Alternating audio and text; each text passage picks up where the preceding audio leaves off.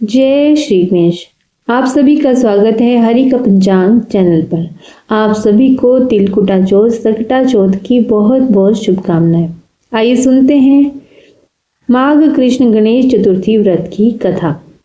पार्वती जी ने पूछा, हे पुत्र, माघ के महीने में किस गणेश की पूजा करनी चाहिए? उस दिन पूजन में किस चीज का भोग लगाना चाहिए और किस प्रकार का आहार लेना चाहिए? इसे विस्तार पूर्वक बतलाने का अनुग्रह करें।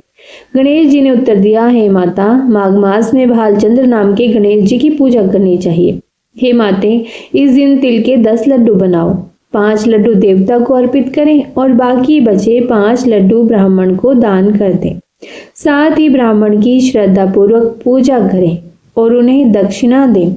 इसके बाद स्वयं भी तिल के 10 लड्डुओं का भोजन करें।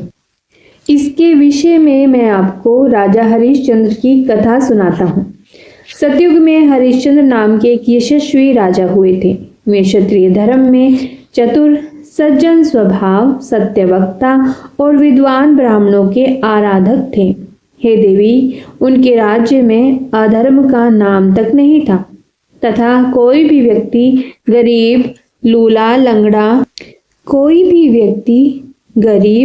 लंगड़ा अथवा दुखी नहीं था।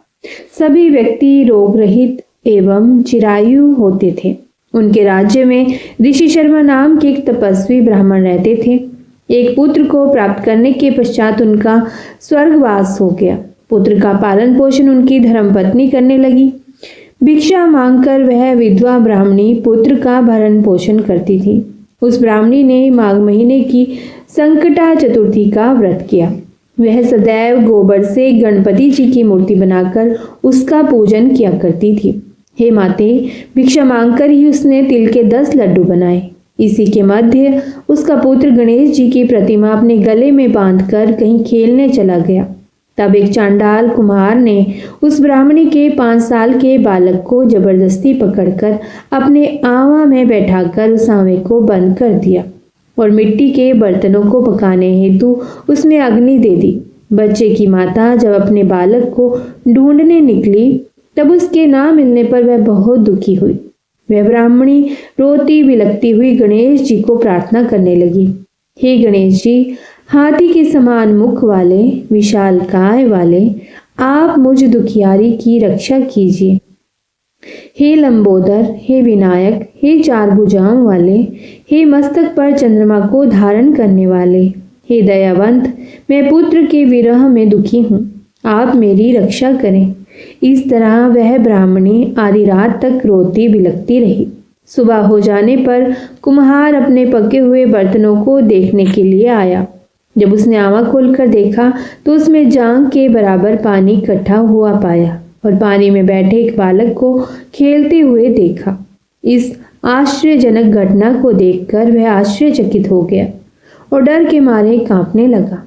इस अद्भुत घटना की खबर उसने राज दरबार में आकर दी और उसने अपने द्वारा किए गए कार्य को भी राजसभा में बता दिया।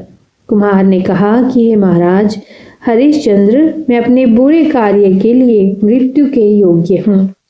उसने पुनः कहा कि महाराज, अपनी पुत्री के विवाह हेतु मैंने अनेक बार मिट्टी के बर्तनों को पकाने के लिए आंवा लगाया, लेकिन मेरे बर्तन कभी नहीं पके और हमेशा कच्चे ही रहे। तब मैंने डरकर एक तांत्रिक से इसकी वजह पूछी। उसने कहा कि तुम बिना बताए किसी लड़के की बलि चढ़ा दो तो तुम्हारा आंवा पक जाएगा। मैंने विचारा कि मैं किसके बालक की भेंट चढ़ाऊं। जिस किसी के बालक की भेंट चढ़ाऊंगा वह मुझे जिंदा नहीं छोड़ेगा। इसी डर के कारण हे महाराज, मैंने पूरी तरह यह तय किया कि इस बालक को ही आवे में बैठाकर अग्नि लगा दूंगा।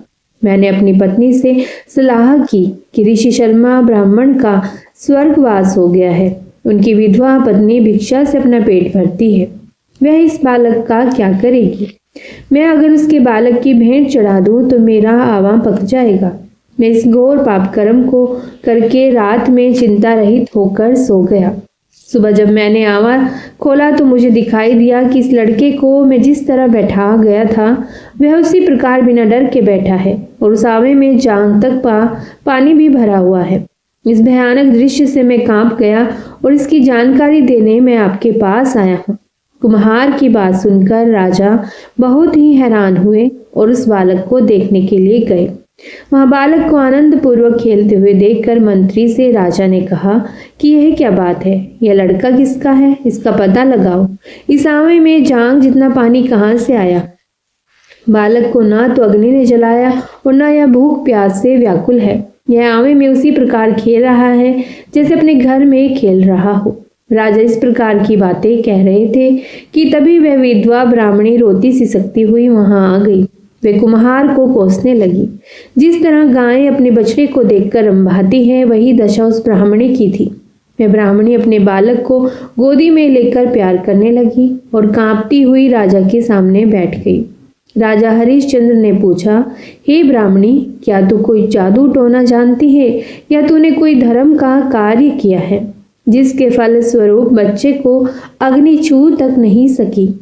राजा के ऐसा कहने पर ब्राह्मणी बोली, हे महाराज, मैं कोई जादू टोना नहीं जानती और न मैं कोई तपस्या योग आदि की विधि ही जानती हूँ। हे महाराज, मैं तो संकट नाशक गणेश चतुर्थी का व्रत करती हूँ। उसी व्रत के प्रभाव के कारण मेरा पुत्र जीवित बच गया है। ब्राह्मणी की बात सुनकर राजा ने आदेश दिया कि मैं राज्य की समस्त जनता इस संकट नाशक गणेश चतुर्थी के व्रत को करे।